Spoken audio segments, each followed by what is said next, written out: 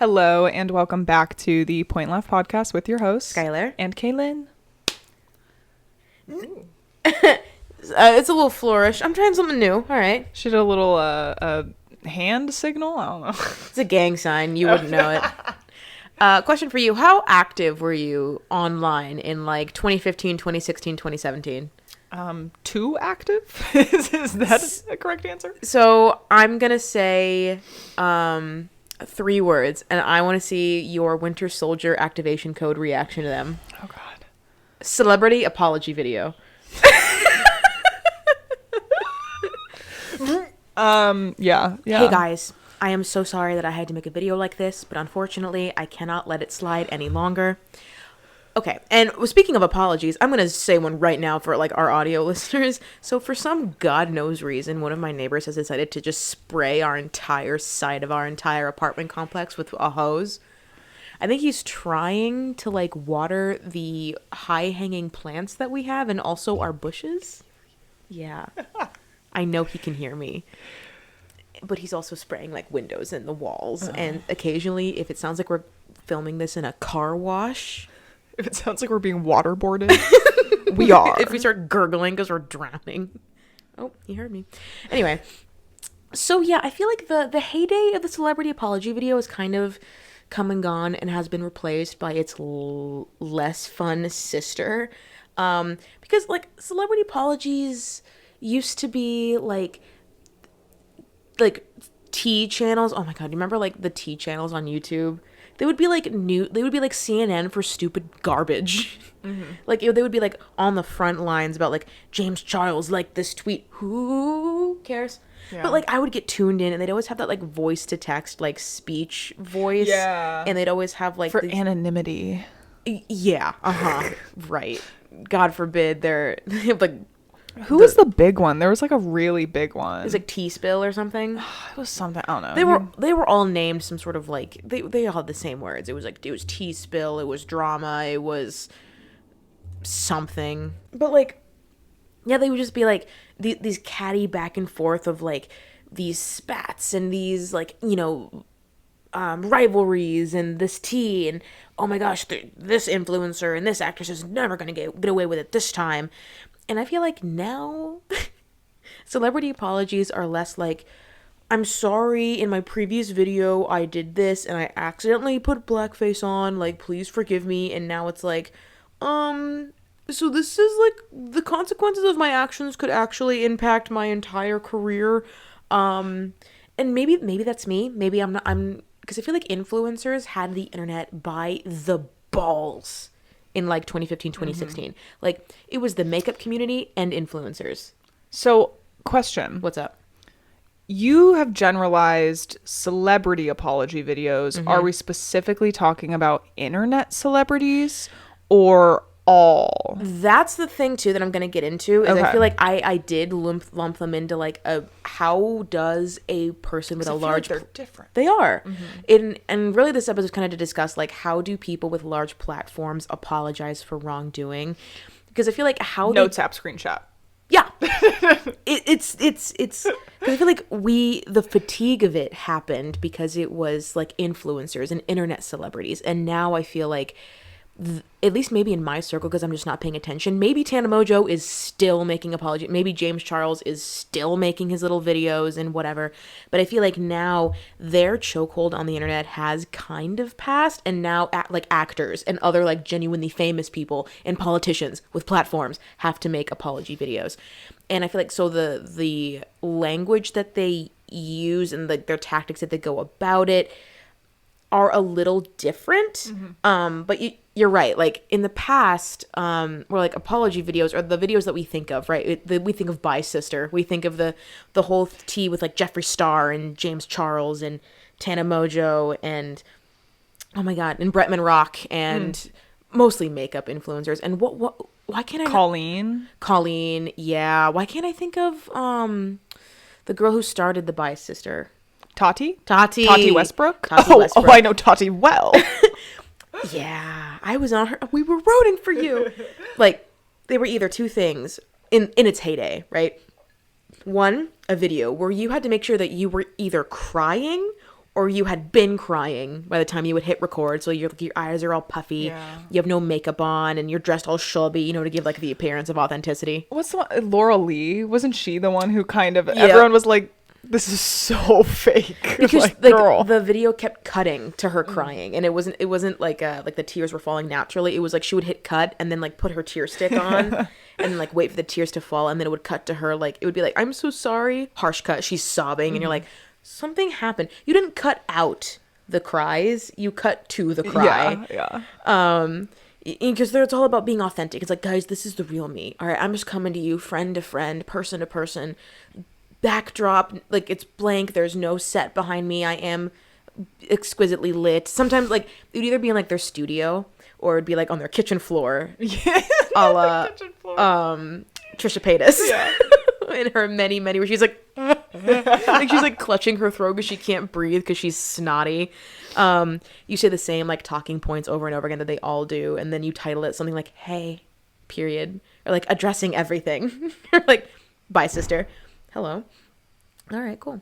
And sometimes if the video itself is in response to other videos that have already been made about you, you are a little bit more put together. You know, sometimes like, not that you're like in a suit and tie or like a, you know, ball gown or anything, but like you look very professional instead of like being like, guys, I'm so sorry. You have no clue how much this does not at all impact the person I want to become. It's more like, I understand the harm that I've caused. They have like perfect posture. Their makeup is like not extravagant, but like they are put together and they're addressing the camera in a very calm, collect way. I feel like, I don't know if you'll get into this at all, but I feel like there's definitely been different waves of apologies. And I think the first wave is probably the like emotional, tearful, distraught, like disheveled. How could this happen? I'm so sorry. Like, apology. I didn't even have time to put makeup on because I'm so sad. But then I think a lot of people kind of got sick of it and they kept calling people out for like victimizing themselves. And they're like, bro, you are not the fucking victim in this scenario. Like, stop acting like it. So now I feel like it is more common for people to have the put together ones where they're like, I accept all responsibility. Like, I apologize to all the people I have hurt, which frankly, I feel like is much easier to accept, because at that point, you know, it gives the illusion at least that they really have like, I guess, battled with like whatever happened, whatever they're apologizing for, and they've like had their reckoning or whatever, and they are now able to like come to it with a clear mind and be like, I have learned, I have done this, I have they're done like this. on like the pulpit on like the campaign trail, and they're like, I've heard your complaints, American citizens, I've heard it. And yeah, and sometimes in those like secondary like videos that are a little bit more put together, like sometimes when you mention like receipts, like screenshots will show up on the screen for you to pause. They're like, pause and read if you want. Pause and read my innocence if you want. It's all very direct and purposeful. Or if you're Jeffree Star, you're like petting your dog while you're talking about it like you're a superhero villain. Or it's a notes app apology, that it's screenshots on your story or your feed with like all these paragraphs about accountability and coming clean and to setting the record straight and all these things. I feel like that's much more common for like mainstream celebrities to do. Yeah. Because they don't really like come out like on a video too often. But the notes app screenshot has been many people's favorites, because it both centers away from you. So like you don't, because I feel like so many times the how you look in an apology video can get scrutinized. You either look, again, like too schlubby, or it's like you're trying really hard to be like, no, I'm not a celebrity, I'm just coming to you as like a person, I'm not an influencer, like I didn't even put my makeup on today, like it's just me and like my kitchen floor on my tile and whatever. And that can also be like you're victimizing yourself, like get up off the floor, like you thought to hit record and then afterwards you edited it, you did post it, like this isn't like a spur of the moment, like you're not going live. Like this is still a calculated move. Or, you know, you can look too polished and too put together and then people don't actually believe you. So instead of going through that headache of figuring out like what look to go to, how your expressions might give you away if you're looking at the camera, if you're looking at this, if you have your script memorized, your speech patterns, all of that can just be avoided if you don't talk, if you don't put yourself on camera, if you just write out exact like the words that you want to say that cannot be taken out of context, because you can't edit the words out of context, and then you put this text on the wall that probably your manager or your PR wrote for you, but you can just like type it out, write it, put it on your story, that where it's like, this is my piece and whatever. And I feel like, again, like a lot of like more traditional celebrities choose that route because they're like, I'm not going to legitimize this by coming on camera and talking about this like it's like I'm on Oprah. Yeah. You know, I'm not going to give this the time of day by like assigning my face to this. Especially when they only put it on their story and not on the feed. Yeah. It's a little like, you're doing this so that you can say you've apologized, but you kind of want everyone to just like forget that it ever happened. Mm-hmm. And both of these, like, you know, can feel both the kind of put together, you know, on screen videos and also like the notes of apologies can come off kind of stale.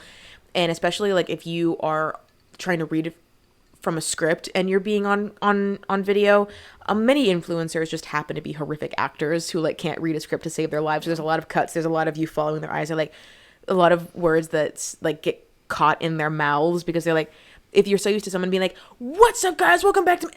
I acted in a manner that was horrific and unforgivable, and I just sincerely hope that all of my subscribers I'm like, that's not how you talk. And it can feel very stilted and very like unbelievable, and then it kind of gives off like popcorn reading from elementary school. And so that was kind of, you would see those everywhere. I don't know what was in the water in 2015, 2016, 2017 that had every like online famous person bleeding in the water. When my voice crack so bad, just then bleeding in the water. Because I feel like every month or so, it was a new influencer's turn to like turn on the camera and be like, it's time to address the rumors. I kind of feel like a lot, and this isn't the case for everyone, but a lot of the like YouTuber and influencer apology videos were for things that like they had done online before they were famous. Yeah. And I think especially all of this is happening in 2015, probably because there was a large shift from internet culture between like, frankly, like 2006 to like 2012 to then 2013 to like 2015. There was a huge shift in like what was appropriate to be posted online, and like people were finally getting called out for being like, hey, so that joke actually isn't funny and is incredibly racist. And was never funny. Yeah, and was never funny. But so I feel like that time specifically is like all of those people were having these, you know, tweets or videos or whatever surfacing from things that they had posted in that time period where like people just weren't being held accountable for like posting frankly grotesque things like on the internet. Yeah. And not to bring it here, but like 2016 was probably one of the most traumatic election experiences I've ever, and like suddenly you see this guy who's like the fucking worst thing ever.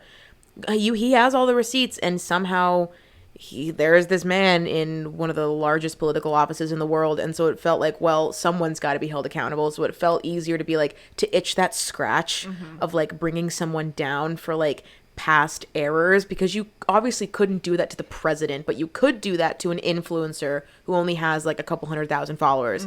And like getting your justice through like smaller means of like, I have no power to actually bring down the people that I actually want to be held accountable, but you know what, I can do this. I can somehow join the bandwagon and make smaller people apologize for things that they've done, and that is how I'm going to make the world a better place. That's so true. That's such a good point. I didn't think about that. But I feel like now that kind of, I feel like that was such an exhausting period of time. And again, I don't maybe again, this is me, and my corner of the internet is getting admittedly kind of smaller, but I just don't think that the beauty influencers of the past have the internet in the chokehold anymore. I think they might still have the subscriber count, don't get me wrong, but like I just don't think that the lives of like Jeffree Star and James Charles and Nikki Tutorials and everything have the internet in such an incredible, because I don't know, like the internet's just so much bigger now. We got Twitch streamers now, like we've got like VR people now, we've just got a whole other world of people that can be made famous online. And I feel like the small subset of these very catty and very like incestuous level of like individuals who are all like weirdly hooking up and hating with each other all the time and keeping up with the Kardashians in a very small internet sense just doesn't have the internet in the same like attention as before. Yeah, well, and I feel like it's really interesting specifically with like beauty influencers and YouTubers and stuff, is because like when they started their career, most of them started in a way where it was like strictly educational. Like they were really truly just making like educational videos of like how to apply I like this product because of this is what you should be looking for in your foundation, you know, like things like that.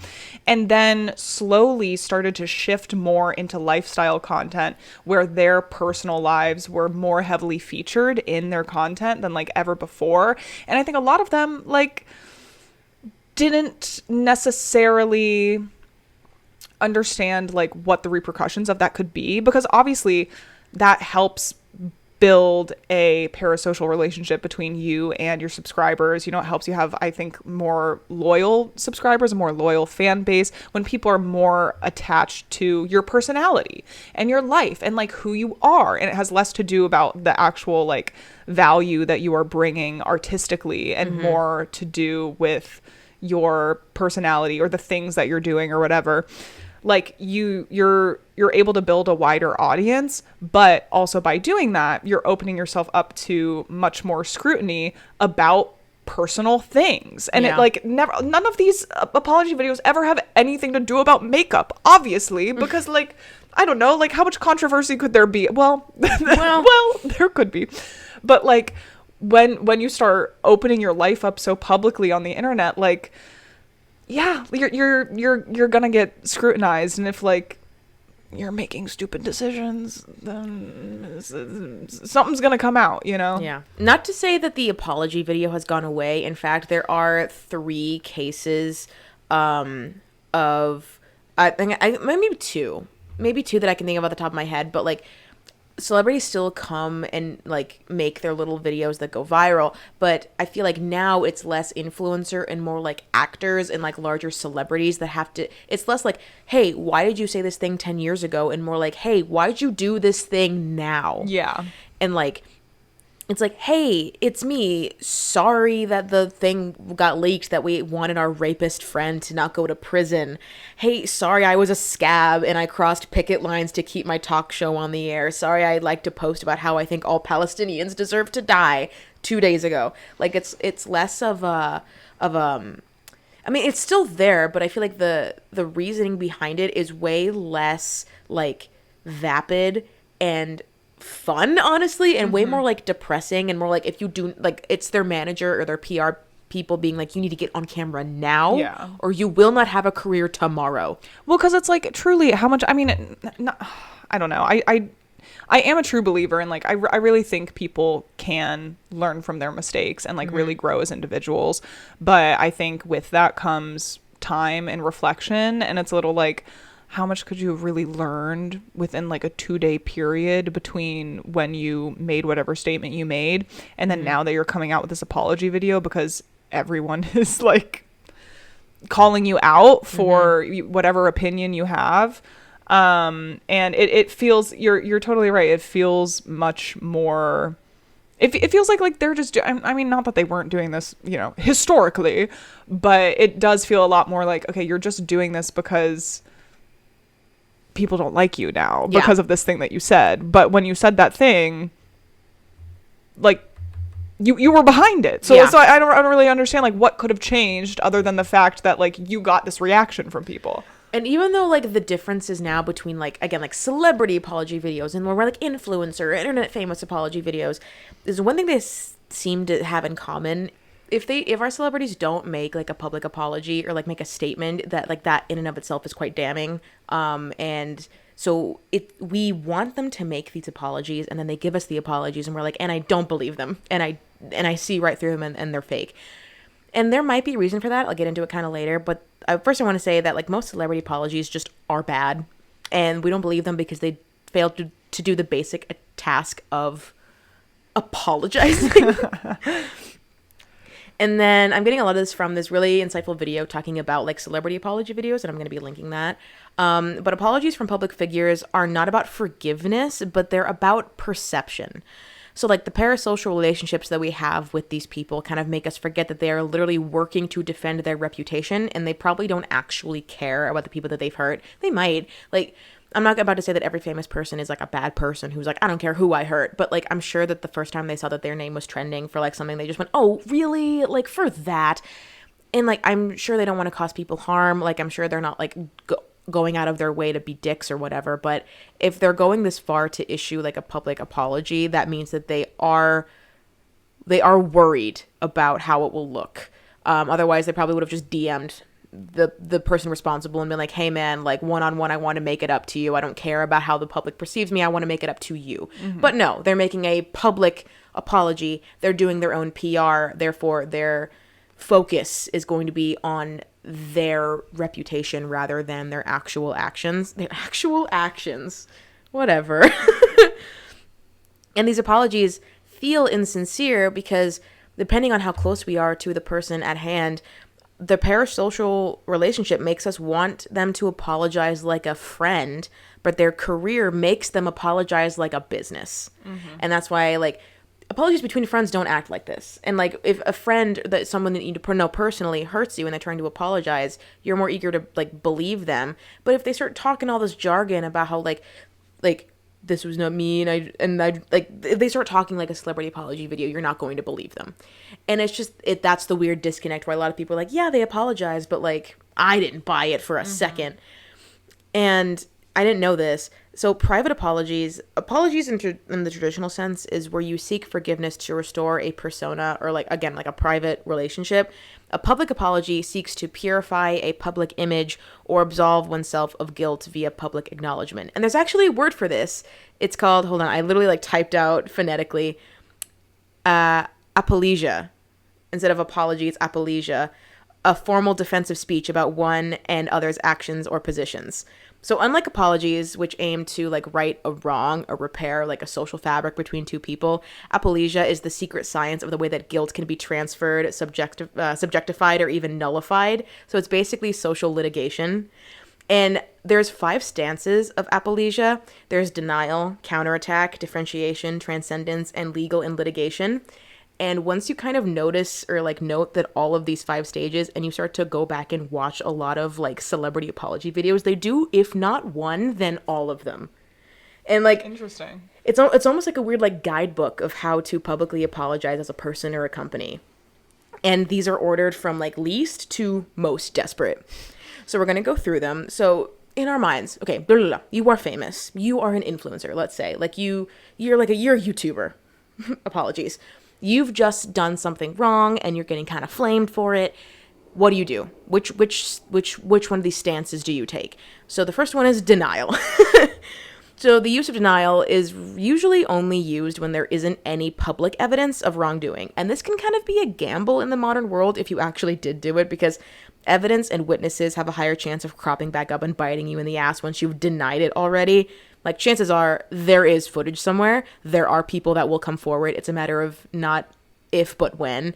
But in the early stages of a situation, and if you really need to do, like, a quick and fast response, so, like, say you're about to be in a movie, or you're about to go on tour, or you just signed a huge deal with, like, a makeup line, you need to clear that guilt now, because you cannot wait for everything to blow over. Like, again, silence, the longer you stay silent, the more it's going to keep compiling, and the more it might come back to genuinely ruin your career. So you have to make a statement being like, I deny all accusations, like, this absolutely did not happen. I am staunchly, like, I've never met that person in my life, like, I don't know where this is coming from. That's one way. And you see a lot of that in, like, the first early stages of, like, a scandal popping up, is that immediately within, like, a couple of minutes or within hours, the person who's accused of something goes, nope, didn't do it, wrong. And leave it at that. Then there's the counterattack. This is the this is the Uno reverse. This is the saying that, like, the accuser is the one who's really done whatever the offense is, and they're just accusing you just because they want to cover up that they are the one that actually did it. And within the counterattack, there are 3 built-in criticisms. 1, the reporter, whoever is, breaking this wide open, unfairly edited the story to make you look bad. 2, the reporter spun the story with a certain narrative in mind. Or 3, the story was an attempt to garner, like, clout, essentially, rather than to get the truth. And this one is used a lot, especially in, like, more, like, influencer, like, scandals, where it's like, no, they're just haters, or like, no, they're the ones that did this, and they're the ones that did X, Y, and Z. They're just doing this to get famous. They're just doing this to get clout. They had a narrative in mind. They're trying to make me look bad. They're haters. And with this too, they don't attack the allegations themselves, but they try to discredit the accuser. And this makes them look a little suspicious, but really this is just kind of used to muddy the waters of the public's like perception about the case. Makes it sound like a he said, she said kind of thing. And you could use this when you know that the thing happened and it was bad and then there's no way around it. So your only option is to make the public hesitant to like trust anyone involved. This is kind of how I felt about the whole like James Charles, Tati, Jeffrey situation. I'm just like, they're all, you know what? I'm tired of the constant like reply videos. Everyone's got screenshots. Everyone's got receipts. I'm just going to go ahead and say that they're all guilty, which I'm sure is at least what 2 of the 3 of them wanted me to think. Is that you're like, oh my gosh, you know, if I go down, I'm taking you 2 with me. Like, if I can't clear my own name, I'm going to make it so no one can trust you guys either. And that might be how I eventually kind of snake my way around this situation. And if you kind of see it coming and you don't believe them and you kind of see the writing on the wall that that's what they're doing, it can seem kind of slimy. All of these, the internet is a very stupid place, but also it's a very astute observation place. And it's kind of easy for people to call out if they believe that you're lying. But really, it's just about like if the overwhelming majority of people can go along with it and don't see through it. So that's those 2 ways. One way is differentiation, which is a form of denial, but this is when there's just way too much evidence stacked against you to deny it outright, same with like the previous one. And to execute this technique, you can't deny that the wrongdoing took place or that it was you, but you can deny wrongful intention. And the differentiation strategy is used to like distance the individual or the company from guilt and to diffuse like the initial hostility from like hearing about it. So you can't even be like, no, the person reporting it was bad. The person reporting it was trustworthy and there's footage of you doing it. And you can't say that it was you. You can't use denial. But what you can say is like, I didn't mean to. I had no idea that I was dumb. I was naive. I didn't realize there was a power imbalance. I didn't know that my actions could have consequences. I didn't know that she felt that way. I in no way intended for this to come off as, XYZ. You can just kind of play this one off as one big misunderstanding. And I feel like this one and the previous one are used the most from what I can gather, because if proof is used against you, there's kind of one way out, and that's like, I didn't know. You can play dumb. Essentially, it's kind of like pleading insanity in like an actual like court case. You'd be like, oh, that was bad, wasn't it? Guys, listen, I know that now that was so bad and I will never do it again. But at the time I just didn't know. How could I didn't, yeah. I'm just a baby. Yeah. And the other one is transcendence. And this is typically applied when there is no other choice other than to admit guilt and to apologize. And there are 2 ways that transcendence can be accomplished. One involves the splitting of the social persona and like the distinction between the good and the bad self to like distance themselves from blame. Like you can put on your own little pitchfork and join the crowd and be like, guys, I'm with you. I fucking hate that guy. The guy that I don't recognize that person at all anymore. That person is a stranger to me. Fuck that guy. The guy that I was racist and sexist. Jeffree Star does this often. He's like, I don't even recognize. I know who I am now. I know everything about who I am now. The person then, I don't know him. And I'm like, yeah. Jeffrey, that was you. It's okay to not recognize yourself now, but you could recognize yourself then. It's not a perfect technique, but it's a technique that, again, if you need to acknowledge blame and you can't blame like naivety, this is a way that you can go about it. And also this proves growth. It's not just like, I didn't know and I know now. It's kind of like a step above the previous one. It's a step above differentiation. Where it'd be like, and now to prove to you that I am better, I hate the person that I was. And that's why because then it taps into that idea of wanting people to grow, wanting people to be better, to learn from their mistakes. And if they're like, how can you crucify me if I've learned? If I've learned already and I've gone through the hard part already, and like, you're going to crucify me for being a better person? That person doesn't exist anymore. Mm-hmm. The person you're trying to cancel has died. Taylor Swift. Another key attribute for a transcendent stance is to change the moral goalposts to something larger than this. This is actually real, and again, I'm going to bring up Jeffree Star just because I'm using Jeffree Star and James Charles so much because they did it the most. And that's I can study their apology videos the most. My mom was a Jeffree Star apologist True and true. I think she still is, actually. I should check in on that. That'd be kind of disheartening if she still was. But she showed me the Apoleegee towards the end, and then she's like, that's why I think it's good. And I think whatever. But this last bit got me so fucking angry that I was like, and now I hate him even more. So he goes through this whole Apoleegee video, basically doing the exact same thing that I was talking about. He's like, I don't know who that person is anymore. Like, and also the people discrediting me are also guilty. He did all of it. Like, every previous stance that I had done, he managed to squeeze all of that into one video. He was like, everyone everyone who said anything is just out to get me because they're haters and they're rich, and also don't believe them, but also I did do that. But also I've changed.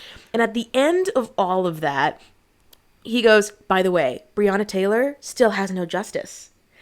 Black Lives Matter protests are happening. Trans women of color are dying. Why aren't you all fighting about that? Why are we still all fighting about me and my stupid bullshit?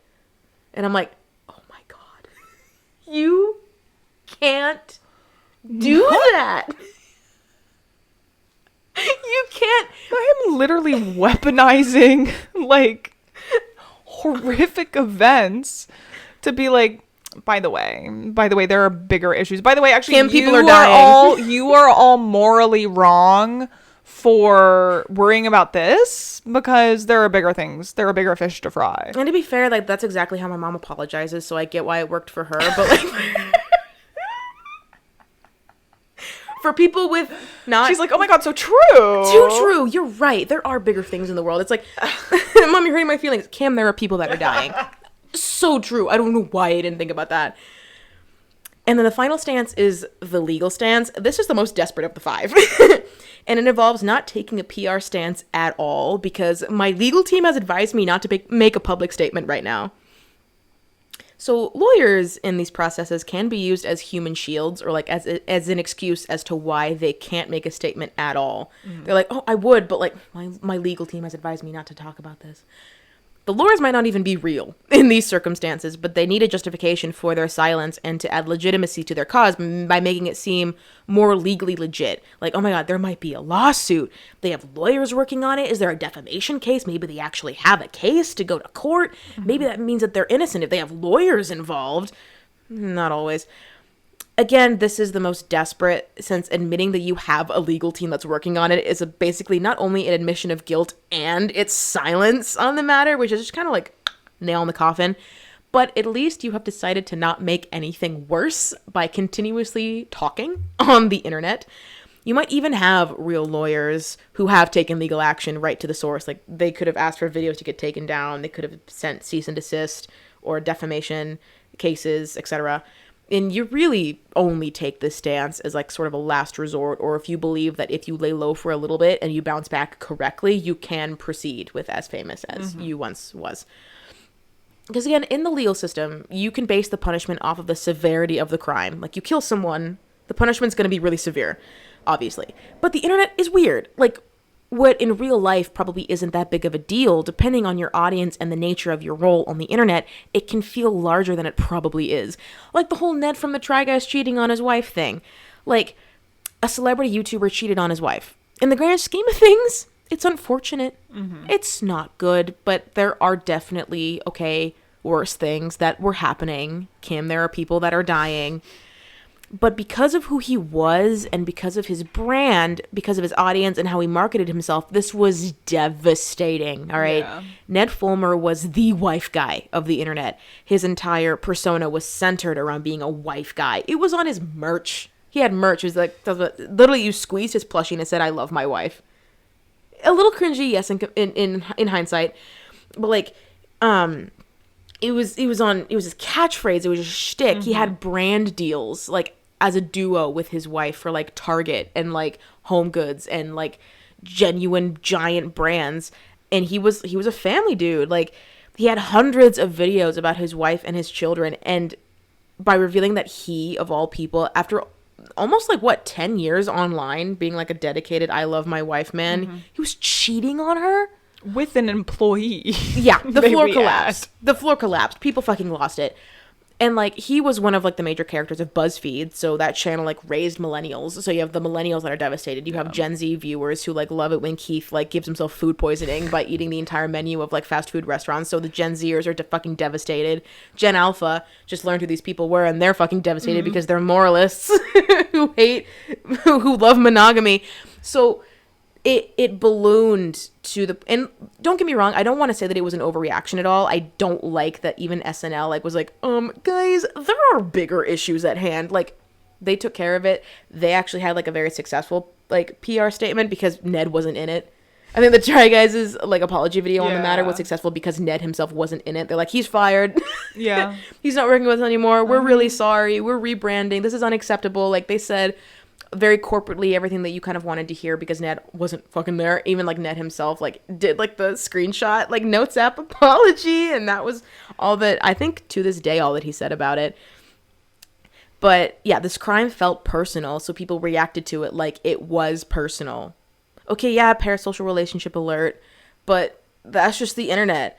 So like, yeah, so again, say like you are in the midst of like, I hate to say like getting canceled because it all no, it's not. Like, this is, I don't want to go full on, like, a tangent, whatever, but I hate when people are like, oh, you're gonna get canceled. Will you? Mm-hmm. So few people actually do that I hate using the term, but whatever. It's shorthand. You're in fear of getting canceled in this hypothetical situation that I have created in my brain. And when you go offline, it can feel weird to have to make this like tearful and dramatic apology for something that can seem trivial and stupid in comparison to touching grass. But it's necessary because the internet is weird and celebrity is weird. And once you reach a certain level of fame, you need to be held accountable to a much higher degree. That's the price of fame, baby. You want to be famous, you want to make millions, you want to be invited to fucking cool places. You need to suddenly just be just as nuanced and respectful as UN ambassadors. Like, that's it. It should be mandatory to take PR and like media training classes once you hit 1 million subscribers on whatever platform. And I am so serious about that. Like, it should be mandatory. Before that last check cashes in that makes you a millionaire, you have to graduate from a media training and PR classes because so many people are just thrust into the limelight with no skills. Yeah. Like, that also is why apologies can seem so sloppy. It's like, these people don't know what they're fucking doing. They got famous like last week and they're 17 and they're in like, they probably just dropped out of high school to be famous and like be a Twitch streamer. They don't know what they're doing. They don't know how to address millions of people for a mistake that they made. They're not going to, their manager might just be like, dog, I don't know. Yeah. Maybe you should just wait for this whole thing to blow over. And maybe the thing that they do come up with is not practiced enough. Like, or worse, they can get like, you know, adamant and bitter about it. Like, oh, these haters are trying to cancel me. They're just jealous. Yeah. Yep. No, yeah, correct. They are. If you were the face of a coffee company or a makeup line, or you have a talk show and a nice house and a Vogue interview and you can afford a fucking G-Wagon and wear Gucci and Givenchy and you're invited to fucking meet Harry Styles and go front row to cool places, people are going to be waiting around for you not to deserve it anymore. Sorry. Like, it's human nature to want our enemies to not get everything they want. We want our high school bullies to be ugly when we see them again at the high school reunion. So we want millionaires to be the ones who are nice and who deserve it. And crying about how, like, people online are daring you to make you feel bad about something filmed in your mega mansion is going to be incredibly tone deaf and potentially go down even worse. And, like, that's the one con of fame. Like, sure, you get a life that people can only dream of in a time when income inequality is pretty high and the economy is falling apart. But the downside is that you are held to a higher standard of personhood, and that's the catch. It's kind of a sucky catch, I'll be honest, but there has to be a catch. You can't have this amazing life with no fallbacks. I'm sorry. It's like, as much as I think that the royal family has too many rules, I'm like, I'm glad they at least have some rules. And like, there's one thing in your corner of celebrity apologies that is that the window of cancellation can be relatively short. Like, depending on the severity of the social crime or how big of a celebrity that you are, you could theoretically bounce back from this. Like, if you weren't famous enough to justify sticking around and your crime was super bad, you're fucked. Like, Danny Masterson is fucked. Sorry. Like, he's not a big enough actor to justify the horrific crimes that he's done. And like, I know some actors, like if you're a D-list actor and your only work is like doing Comic-Cons to replay the role that you did from the 80s and it came out that like you're a sexual like predator, you're done. Like you can't justify your own existence of sticking around long enough for people to forgive you for the crime that you've done. But say if you're a YouTuber or like a celebrity or a famous actor right now with like a few million subscribers, or you know, you have a net worth of a couple million and you do your little apology, it'll blow over eventually because the world is big and huge and the internet is massive and new terrible things happen every day. And like there'll be a couple of people like still lingering around on Twitter being like, y'all still support Kaylynne? Couldn't be me. But then, you know, people will still just silently keep watching your stuff and you'll get your millions and your fame and life will probably go back to normal. Because the people who wanted to forgive you will forgive you regardless, and the general public will in time forget about it. Mm-hmm. The internet does react weirdly to repeat offenders, though. Like, if you are constantly dragged back into the arena of internet drama and tea and receipts, we only have so much patience for you. And, like, remember that one step of Apoleegee, the differentiation, there it is, when you can deny the wrongful intention that the thing happened, but you didn't actually mean it. But if you keep making these apology videos, if you are under fire multiple times, people are going to start believing that you do have intent, you do mean it, you are being purposeful when you create scandals, and you might just actually be a bad person. And that's kind of hard to crawl yourself out of that. Yeah. Like, you can only play naive for so long. Yeah. Well, and it's also like, if you keep getting dragged back into things, it's like, so what's the common denominator? Yeah. What's the common denominator here? You? Oh. Because then everyone's like, you know, one of the other little sprinkle of things that happen sometimes in the script of celebrity apology videos is like, my words don't matter, but action. Mm-hmm. And so like, that's why you have to give me time to like earn your trust back. And everyone always says the same fucking shit. But then it's like, okay, then show me. And if you're back 2 months from now with another apology video, it's like, so I can't trust your, like, so I can't trust what you're saying. So where's the getting better part? Mm-hmm. Like, where's the improvement part? There actually is because again, all of these can be successful depending on like who you are. So I don't want to say that there is like a one way of get out of jail free card every time. But there is kind of like a very less common way that a celebrity apology can be successful. But again, it's very rare because it centers around not only an admission of guilt, but a lack of control over the narrative at play. And it can veer into self-flagellation if it's done incorrectly. And that is acceptance of publicly admitting your scandal and the complete transparency on your side, hiding nothing. You have to be very clear that like you have to basically just bare your soul for the internet and not request any forgiveness at all. Apoleegee is about maintaining some semblance of control, right? Of taking back your story, of like having some say in what happens to you and what happens to your legacy or like your reputation. But acceptance is about not only acknowledging that you did something and leaving any interpretations up to the public. They can do whatever it is that they want with you. You're not asking to be forgiven. You're just putting all the facts out there, and then you're just like, and I'm sorry, and then end it. So Jenna Marbles did this, mm-hmm. and it actually worked out super well for her. She completely surrendered all control over the situation. So instead of making like a statement or arguing or like fighting for her perspective, her statement was that her intent or what she meant, it didn't matter because she did it. And what she thought or what she believed, or if she was naive at the time or if she didn't have all the information at the time of making it, doesn't matter because it happened. And crucially, she came out with this video before anybody actually asked her about it. Mm-hmm. So she wasn't forced into it. Like, she wasn't backed into a corner with receipts, and she felt like she had to say something. And the people watching this video weren't watching it with their minds already made up, having been fed a narrative before she could get the chance to, that she then had to, like, fight her way out of. She risked ruining her own reputation when she had no reason to. And not only that, but she encouraged the conversation. She wanted people to be involved in it rather than telling people to move on. So she had way more room for grace and for forgiveness. And for a lot of that, she was forgiven pretty easily. This can go south for a lot of reasons. First of all, the Jenna Marbles video I'm referencing was about her buying the wrong sized fish tank for her fish. So the scandal was nothing. And I'm sure she had like fish rights activists like being bored on Twitter and in her Discord server. But even if they had made enough noise, that had went on longer than she had let it, her career was in no way in jeopardy. Her treating it as seriously as she did was commendable, but the conversation it encouraged was less like, oh my god, thank you, Jenna, for bringing this up, like, you're proactive, and more like, wow, the internet is so toxic, you all made her do this over a fucking fish tank. Like, this is why we should never try to complain about an influencer ever.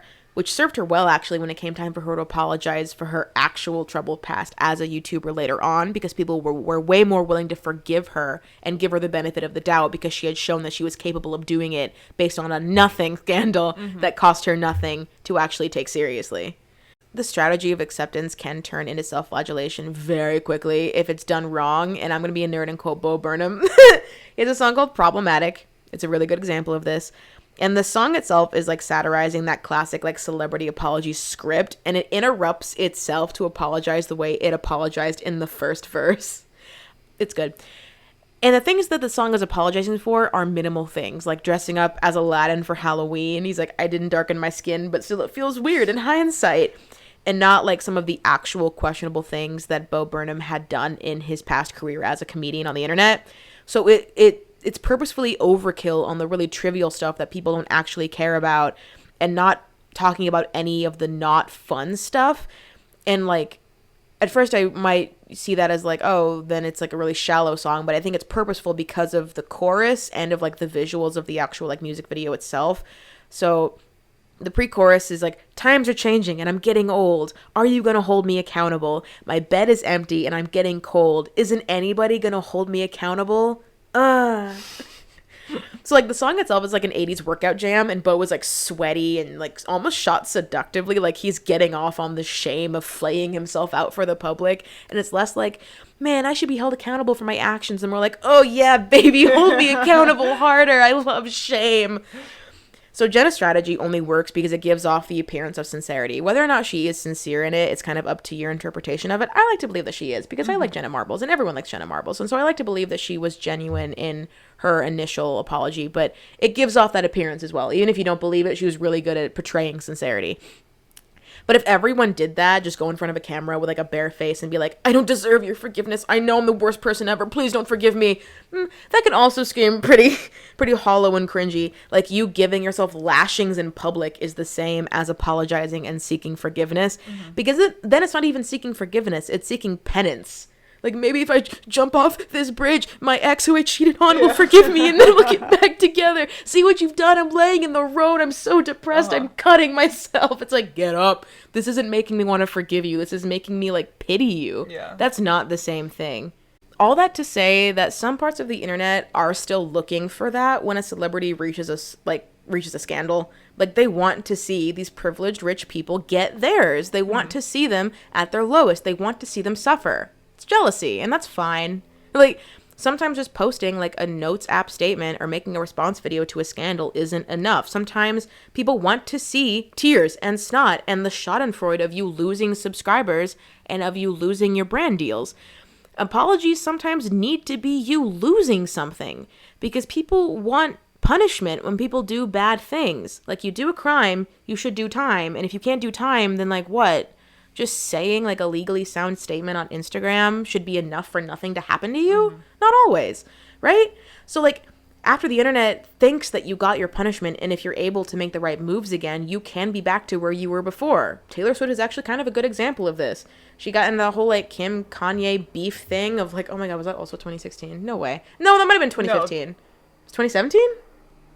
That had to be way early. That was like 10 or something.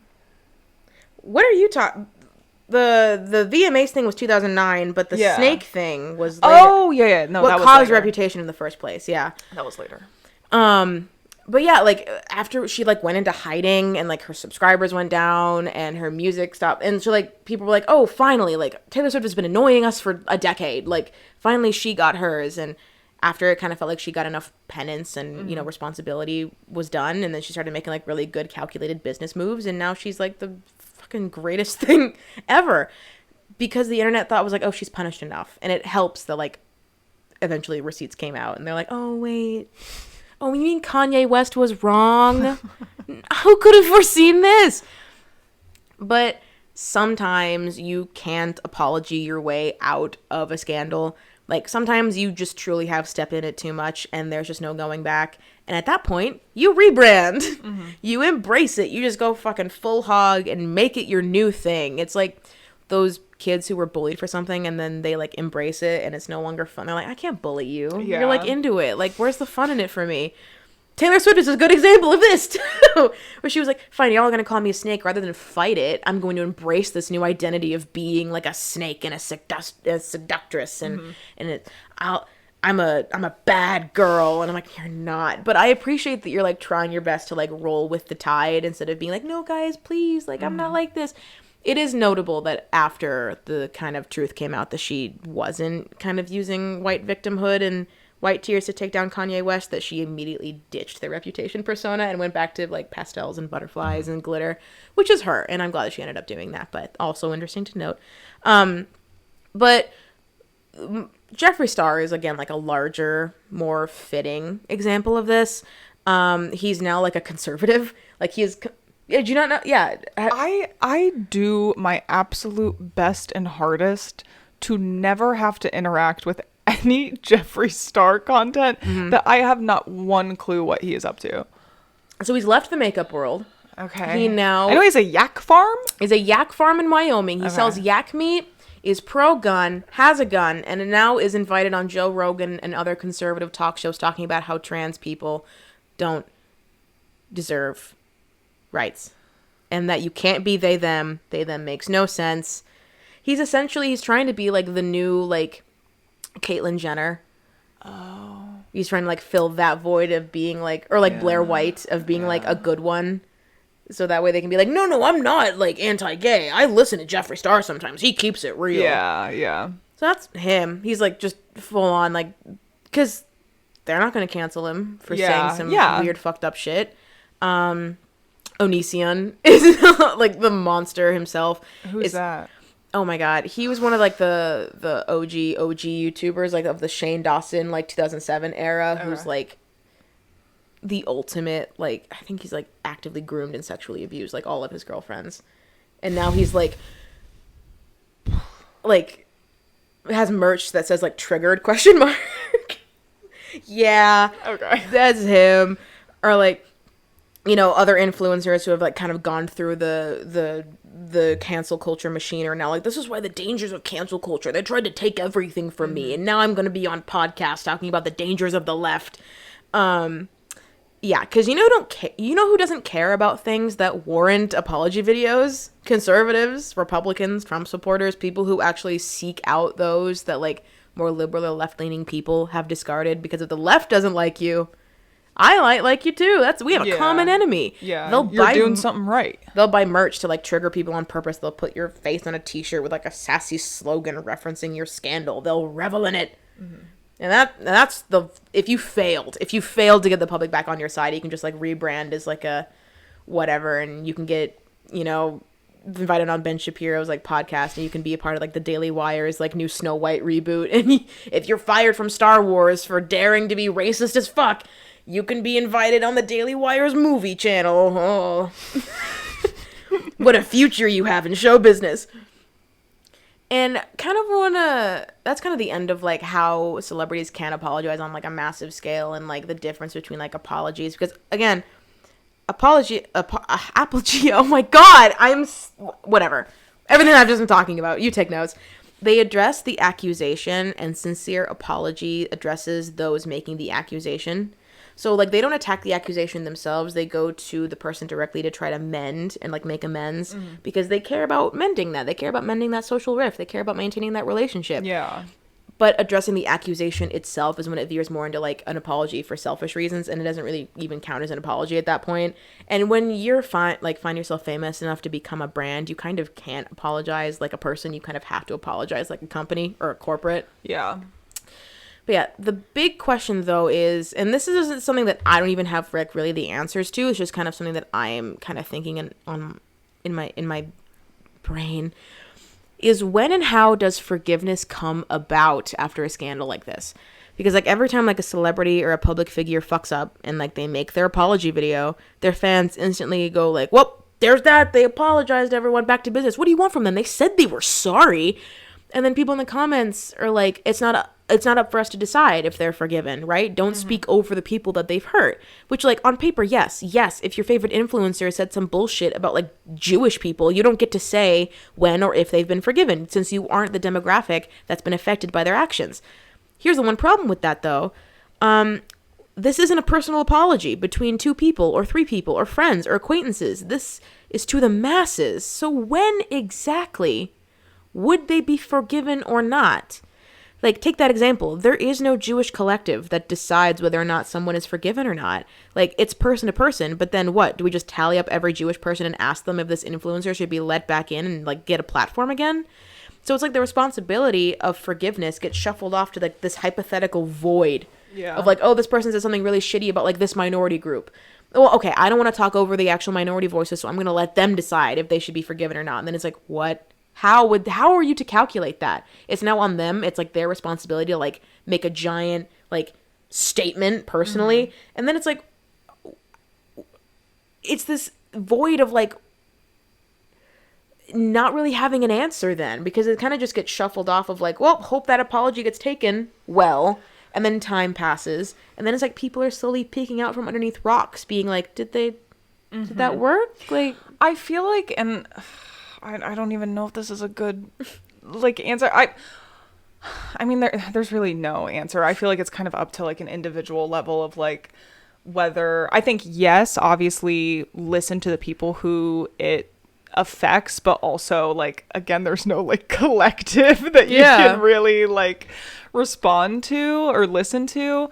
But I also feel like, I don't know, because sometimes, like, well, it's like sometimes people are just really good at acting, but also I really do feel like you can tell a lot of times when people are truly regretful and when they truly have learned from what they've made, and when they, like, and I really believe that you can tell the difference between that and between an apology video that's very, like, I'm just doing this because everyone hates me and, like, I just want to fix my public image or whatever. I don't know. I think it's kind of up to you on an individual level. It's like, if you care enough about that person, if that person has had, like, enough of an impact on your life or whatever, where you, like, really want to include them or, like, continue to include them in your life, then that's up to you. But also, if other people don't, and if other people have, like, publicly voiced that, like, they don't accept that apology and they don't, then, like, you kind of have to deal with the, like, moral reckoning of that. So it's like, I don't know. I don't think it's really up to any collective or up to any, you know, the media can't, or the world can't, like, all collectively forgive someone. Like, they're like, card goes from, like, red to green. Yeah. So it's like, I feel like it's kind of up to you to be like, does this align with my morals? Is this someone who, like, I'm okay with people identifying me with, you know, if I continue to support them? And do you truly feel like they have earned the platform that they have? Yeah. Thank you. Especially this comes with stands too, where it's like, genuinely, like, I know there are certain people where, like, listen, if you still support so-and-so, if you still support J.K. Rowling, I am going to hate you. I'm sorry. There's just no excuse for it. There really isn't. Same with Kanye. Well, but that's the thing, though. It's like, they haven't those apologized. People, well, that's true. But it's like, those people who support those type of people, it's like, okay, that tells me what I need to know about you. Yeah. You know, it's like, that's on you. And if you're going to be that person who forgives those types of people, then you also have to deal with the consequences of, like, people might not fuck with you anymore because you're like actively supporting people who, like, inflict harm on others. Yeah. And it's like, if you're going to choose to stand someone, like, aren't you tired of always having to be on the defensive? Yeah. Like, it's okay. Like, listen, no one is perfect. And I feel like that's also a part of a lot of the celebrity videos. They're like, guys, I'm not perfect. I'm only human. I am learning every day, just like you guys. But if you are famous for a long period of time, you are going to fuck up, especially because the standards that we put our celebrities on are, again, pretty high. And the past always comes back to bite people in the ass. regardless, and even like like social standards are ever changing. What was okay on the internet even like 5 years ago is kind of questionable now, and I'm sure a lot of the stuff that we do now is gonna be questionable in 5 years from now. How a lot of people reacted to the fucking Johnny Depp defamation trial is gonna come back to bite them in the ass hard in like 4 years, if it hasn't already. But that being said, a lot of people in public circles are going to fuck up, and it's just kind of up to you to be like, there's never going to be a celebrity that doesn't have a controversy, at least a small one, right? And so it's kind of up to you to be like, how, if they keep racking up scandals, how much of it is a drag for you to constantly have to be on the defensive about your favorites, you know? Yeah. Wouldn't it just be easier and more enjoyable for everyone to just be like, oh, well, this person's gotten like maybe 3 too many scandals for me to just willfully, with my chest, say that I like them. And I listen to them, I watch their stuff, I like and consume their content, I wear their merch, blah, blah, blah, blah. Mm-hmm. Individualism. Have shame. Have shame, be individuals. That's the American way. So true. Well, that's it for me. If you're watching this video, I'm sorry it's dark. Daylight savings time really made us forget that, oh my god, it's dark now. It's 5 p.m. It's quite. Do you know where your children are? Full circle. Well, I have to pee very badly. You would. You have 2 drinks. I drank 2 beverages without a pee break in between. Of course I would. Without a pee break. A pee break. But thank you guys so much for listening. We hope you enjoyed this insightful Skyler episode. As always, we are available on Spotify, Apple Podcasts, and YouTube. Thanks. Bye. Peace.